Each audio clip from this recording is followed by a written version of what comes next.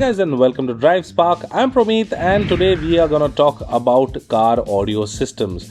Now, everyone wants an audio system and everyone wants to listen to music when they are traveling. But have you ever thought that when was the first car audio system installed and back in which year? Today we're going to talk about the history of car audios, and let's look at how far have we come. And as I mentioned, that the first car radios were put into a vehicle back in the 1930s. Now, there were two brothers named Joseph and Paul Galvin, now also known as the Galvin brothers. So they first installed their $130 car radio system back in the 1930s, and that was coined as the Motorola. Yes, it is the same company that went on to becoming the biggest telecommunication network we all know of today, and that is Motorola.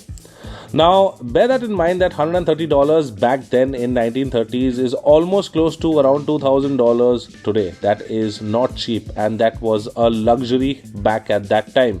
The vacuum tube radio was powered by a single battery and required quite a powerful nearby AM signal so that you can pick up the hits of the day.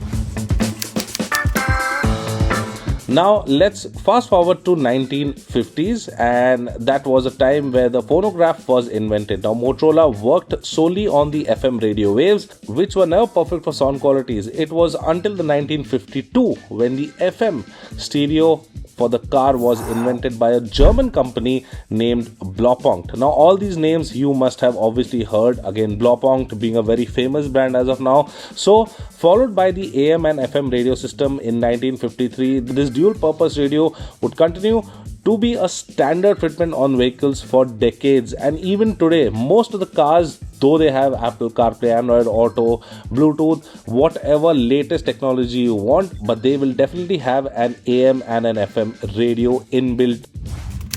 Now, Chrysler was the first manufacturer that introduced that in-car phonograph for playing records back in 1956, and it went into partnership with Columbia Records to produce the 7-inch vinyl records that could play from a turntable that slid out from the dashboard. Well, however, it was not a very innovative method because the record would skip as the vehicle moved or if there was a jerk in the vehicle. So this was not a very practical solution, but obviously they had it back in the 1950s. Now, if we move to the 1960s, there were the 4-track and the 8-track cartridge. Now, to solve the problem of skipping records, created this cartridge technology that allowed music to be stored on a media and that would not skip obviously when the car was in motion. Now, moving to the 1970s and 80s, that obviously we all know that was the era of cassettes. And the cassettes was first introduced in 1964, and it at least took them a decade to bring the 8-track in the vehicle.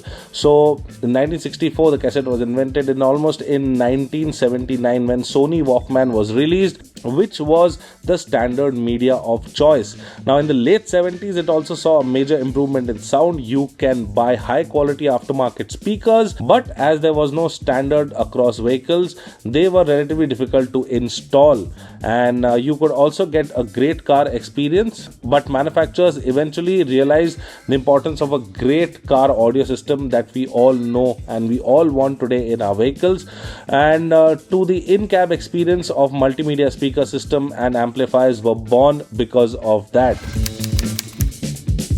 Now, coming to 1980s and 90s, we have the compact disc players, or also known as CD players. Sony and Philips, they both pushed CD players as a replacement, having excellent crystal clarity sound, and obviously they had it like a default player in almost all cars. In fact, some cars even had a 4 to 6 CD changer where you can just put in 4 to 6 CDs, and you don't have to change the CDs. They will automatically rotate and change so that every time you want to listen to a different CD, so you could do that without even changing the CD or getting that out. Now, coming to the 2000s, the MP3 player was born. Again, it was using an onboard hard drive which could store hundreds and thousands of music files, movie files, and that you could choose at will. Again, with a very crystal clarity sound, and it became more common to simply plug in your phone via USB and just listen to the music. And streaming down to 2010, where obviously streaming media, that is your online media, that is your internet, through the internet you can just download some apps and simply play unrestricted music from your vehicle.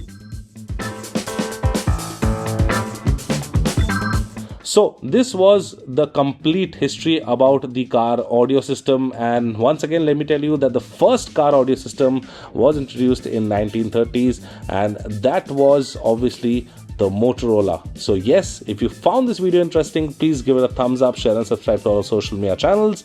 I'm Promit signing out. See you next time. Thank you so much for watching. Take care, be safe and drive safe.